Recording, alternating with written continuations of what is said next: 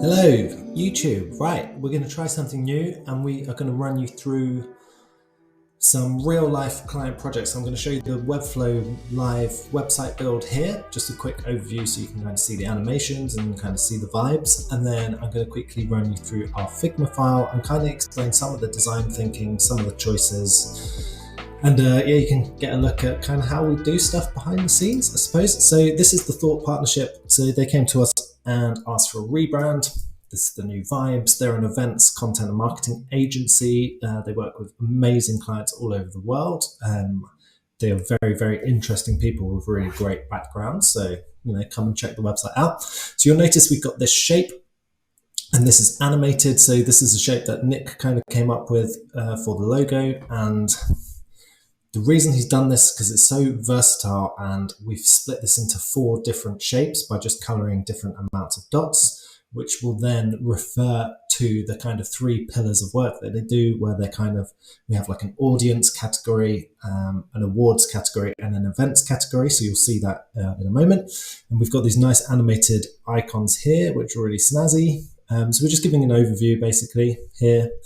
We're using big, massive, blown up text and animating that just to call out sections, which is quite nice. And showing a bit of an overview of some of the work, more animation here. So we're trying not to overdo the animation. We always try not to overdo the animation. So we only use animation where it's necessary, where we want to draw attention. So look at these clients, look at their clients, they're huge. So this is a real big moment, really good social proof. So we really want to kind of pull the focus to here. We've got testimonials, pretty standard. We've got a call to action in the page. Nice. We've got some nice focus states on here. If you don't want to fill in the form, you can book a meeting. Nice. More scrolling text. Lovely. An overview of what they do.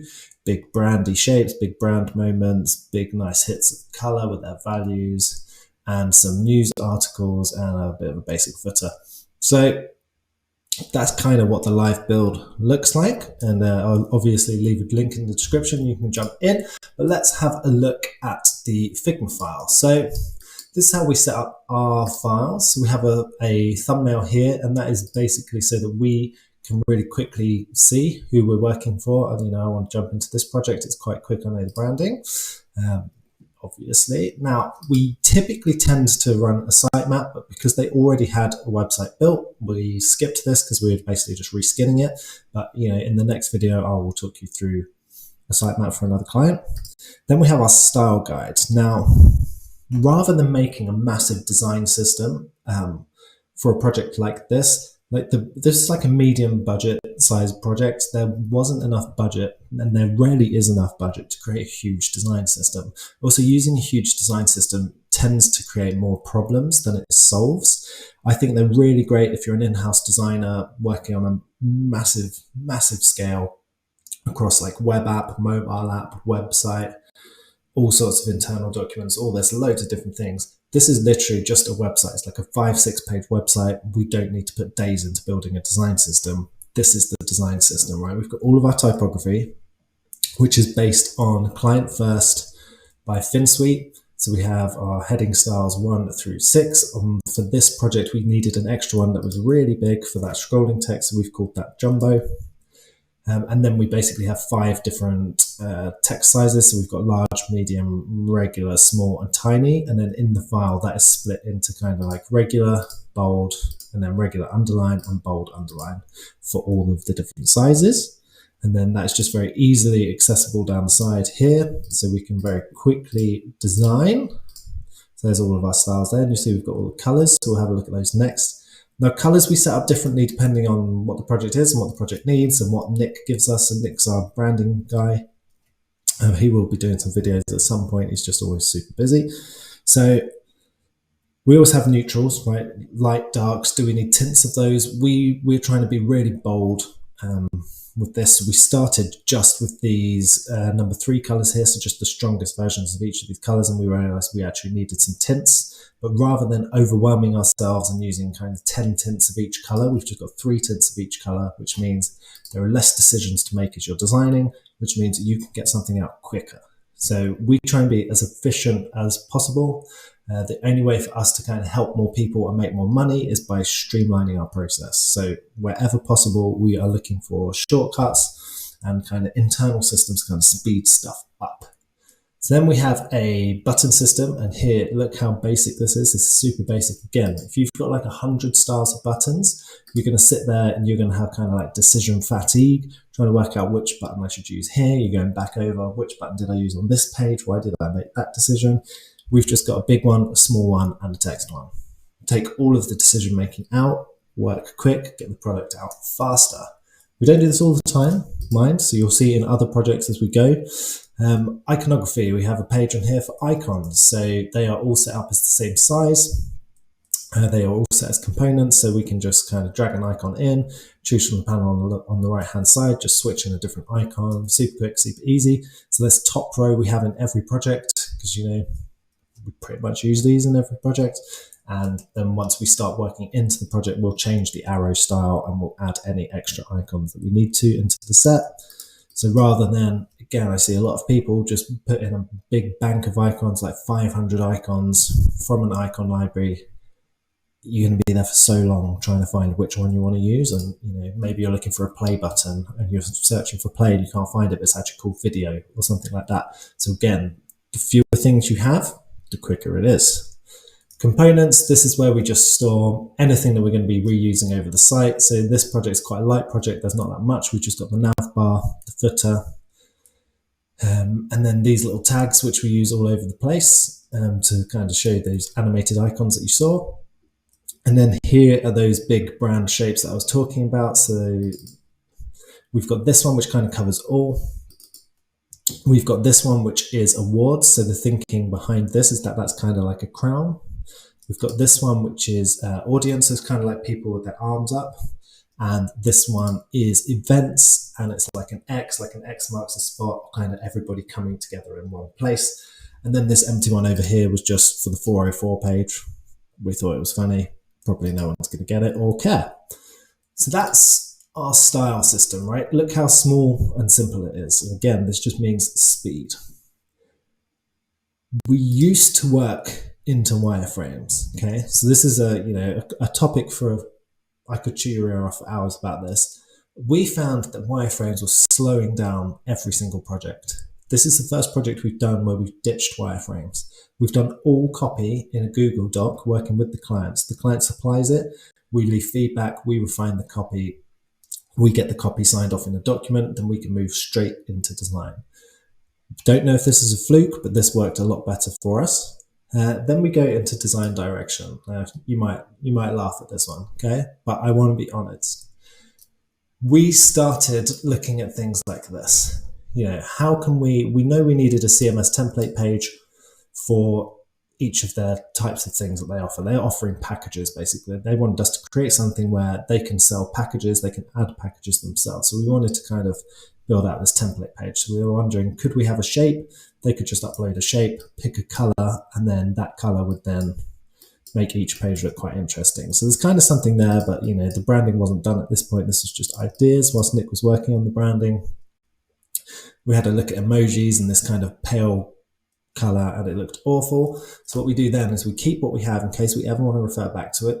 We work on another page. So next up, we've got design direction version 2, where we thought we were kind of starting to get somewhere when we were looking at really big, bold colors, right? This is also, whilst Nick's working on the branding, he's chucking us over colors.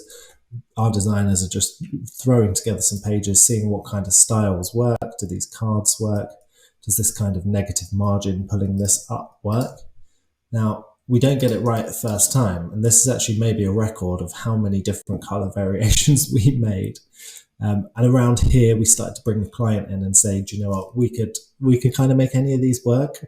Is there anything you like here? And they started to like this one, but we all agreed it was a bit too washy. The contrast isn't quite there. It wasn't punchy enough. It wasn't bold enough. So then we got these new colors from Nick and started to work with those, and it started to all come together. So we have a look at design direction 3. It's just more variations, trying out some different layouts, like what happens when we've got loads of things on a page, Do we need images? How does this work? Can we go big with the H1s? Is this a waste of space? So just really quickly, this is real quick work. It's not neat. We're just chucking it together. We've got a graveyard file here as well for things that are just disgusting, go straight into the graveyard, but we always keep them just in case. I won't show you that, it's probably quite embarrassing. And then we have our actual design file. So once we've got the concept signed off by the client, we create a design file and we want to work out, perfect spacing, perfect high fidelity work all inside this file. And we use this tag thing, which you might have seen on our style page, and we just chuck that at the top of every page so that the client and us can see quite quickly which page we're referring to. And that's it. You can see here, this is the full design. We really liked it. And when we're presenting this to the client, we explain, we kind of say, hey, look, like this text is going to move across here like this. We'll figure that out. Then when we go into the build, we tend to build one page first, get all of the motion working, then meet up with the client, get any feedback, tweak the animations till everybody's happy, and then we can just go to town and build out the entire project. So if we think about some content and some reasons that we made some of these decisions, so I'll leave Nick to talk about branding and color and stuff in other videos. Obviously, this is quite bold branding and quite punchy, I think. I was a bit nervous at first, but I think it really works. So we've got an H1 here. Now, typically, I would prefer to have an H1 that says we are an events and content and marketing agency based in London, right? But, sometimes SEO isn't the most important thing in the world. Sometimes branding can trump that, and this stuff all kind of got to take it with a pinch of salt. But this is what the client really likes. We all liked it. It works. It's obvious what they do. And then if it's not obvious what they do, we are just showing the user straight up, okay, these are the three things that we do. So expect content around these three pillars. We wanted to show the work straight away. So this will all be pulling from a CMS inside Webflow, and then our client can just decide which three to feature on the homepage at any one point. So they may be going to pitch for a big project. They can turn on 3 relevant case studies on the front of their website. So it just looks a bit like they're a bit more suited to that client. And then a button to go and see all of the work if you want to. So that needs to take a little bit of a backseat there. And then obviously, as I said, when I was looking over the live website, the clients, these are huge clients, and on their old site, they were really, really small. So we've blown them up massive, really make something out of it. And then, words from their clients sits quite well with this content, right? So just group it all together. And we found recently, in looking over some analytics from all of our other sites, when we put an actual form on the homepage, not at the bottom of the page, somewhere in the middle of the page, it gets really good engagement. So we're just whacking a form in there so people can just fill out the form if they want. And we've also found that if you have a link to book a meeting, that gets great engagement as well, because that's quite easy, right? From a client's point of view, they might just say, oh yeah, look, let's just book a meeting with these people, rather than filling this out, wondering if they've received the email, waiting for the response, etc. You can just book directly into a meeting. You don't even have to wait to speak to this agency. It syncs with their calendar. You choose a time that works for you. Bam, you're done. Then we go into more detail about what they do. So we've given an overview at the top. We've shown the work. We've shown that they are reputable. So now we're kind of diving in a bit deeper into what they do. So these are all their packages. So we're giving an overview at the top, and then these are CMS. This is CMS content. So each one of these, it's very easily editable by the client, and they can add more. So as they add more, the grid will just fill up and the rest of the content will pop down. And they can select, inside Webflow, is this package for awards, events, audience, or is it for all three, or is it just for 2? And then we'll display the relevant tags and they'll animate. So this gives an overview of all of the packages, and you can obviously find out more information. Bit of a brand moment with the shapes in there, just peaking, trying to make it not too flat, too boring. But also trying to make these not too invasive. So just setting them behind kind of works. Big hit of green, nice brand moment, talking about their values, which is important, and then pulling some latest blog articles. Pretty standard, right? So let's have a look what else we've got. The work. Again, we've shown the work on the homepage, right? So if we're having a full work page, there's absolutely no point in redesigning this. We just put the full list in there without a limit. So at the moment, we just design this with the same 3 cards over and over. There's no point in us sitting there waiting for the client to send the image, waiting for the client to send the text. We just say, on a call, obviously you guys can upload as much work as you like and all of the images will change, blah, blah, blah, blah. There's no point in us wasting time doing that. Again, just speed equals more projects out faster, means happier clients, means money quicker, means more time for projects, better reputation. You get the idea. So case study template, we want to show 2 case study templates. I think this is always important. What most people do is do 1, or like a blog page content or something like that. If you do 1, you're kind of banking on whatever content you've put in there. All the other case studies are going to have the same amount of content. When actually, if you've worked with clients before, you know that they're going to upload a case study that's got 1 paragraph of text, and then they'll upload another case study that's got 17 paragraphs of text. So we do this to kind of try and see what it's going to look like in all situations. But these guys have been really good with supplying their content and sticking to guidelines that we set, which is great. So we're just showing here, you're going to have a rich text block here. You can add whatever content you like. We're going to pull the relevant testimonial in, and then of course we've got a form. So we're putting this form on every page. We want to make it as easy as possible for people to get in touch with these guys. That is the whole idea of this website. What we do, again, this is just the exact same list as from the homepage, just whacked on its own page.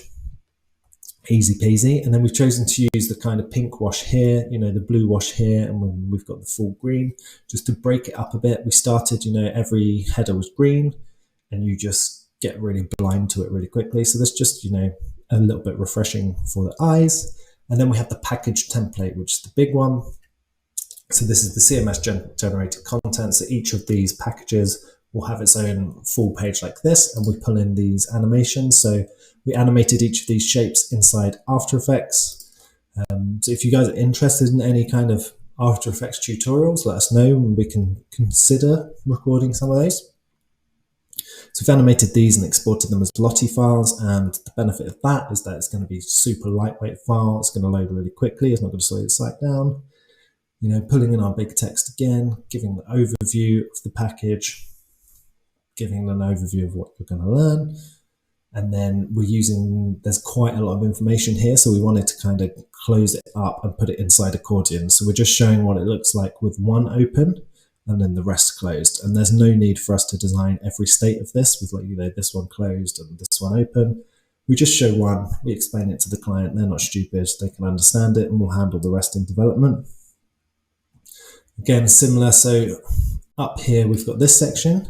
Okay, we've got another bulleted list. Why would we change the way we design this? So this is just duplicate this block, change the title, change the text, change the background color. It looks refreshing enough because it's got that big white space in between it. Form again. So hopefully you can kind of see some of our thinking here, and hopefully this is quite helpful. Sorry if this is just me rambling, probably lost 90% of the audience.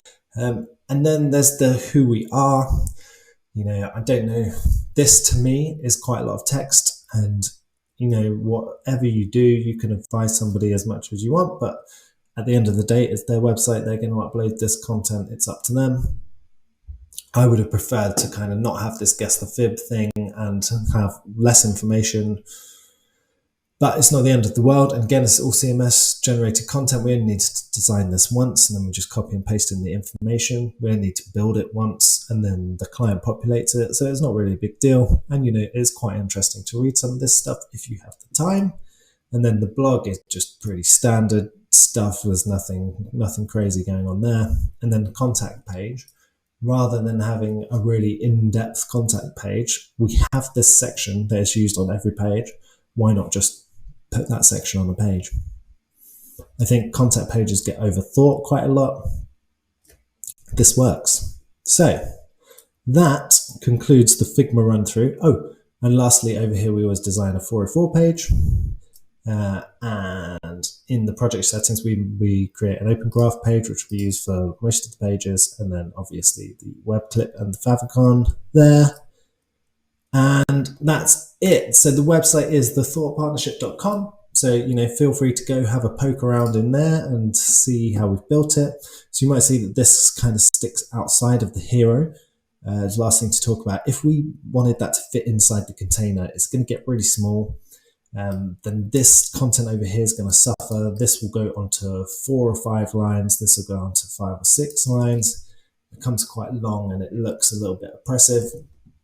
Whereas opening this out and just letting it bleed off the side of the page, so on a smaller screen, you'll get this cut off the side, and that's okay. This is background content. This isn't super important. This is just like a little fun brandy thing happening. No big deal. So I hope you liked it. And if you did, please leave us a comment, leave us a thumbs up, subscribe. Let us know if you want to see more of these. Look at this, my internet's just dying now. And yeah, see you on the next one.